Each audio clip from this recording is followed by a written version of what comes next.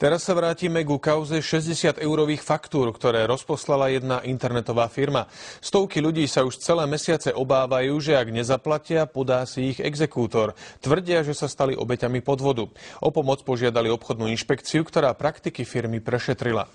Niekoľko mesiacov vyšetrovali úradníci to, či má táto firma nárok na 60 eur za každého prihláseného klienta na ich webovej stránke. Kto sa prihlásil, urobil tak preto, aby si z týchto stránok mohol stiahnuť básne, poéziu či iné veci v domnení, že úplne bezplatne. Po krátkom čase všetci zaregistrovaní dostali tieto faktúry a všetci zostali prekvapení s pocitom, že ich niekto podviedol. My sme to kontrolovali z hľadiska dodržiavania zákona. Ak si ale myslíte, že inšpekcia vám odporúči, aby ste 60-eurové faktúry neplatili, mýlite sa. Ak ste ich zaplatili, obráťte sa na súdy. Ak sa obávate exekútorov, urobte to isté. Nedostatky, ktoré sme zistili, na tie sme prijali opatrenia a zároveň sa začalo správne konanie za účelom uloženia sankcie. Už teraz sa v prostredí obchodných inšpektorov takmer nahlas hovorí o tom, že táto firma dostane pokutu a nepôjde o smiešnú sumu.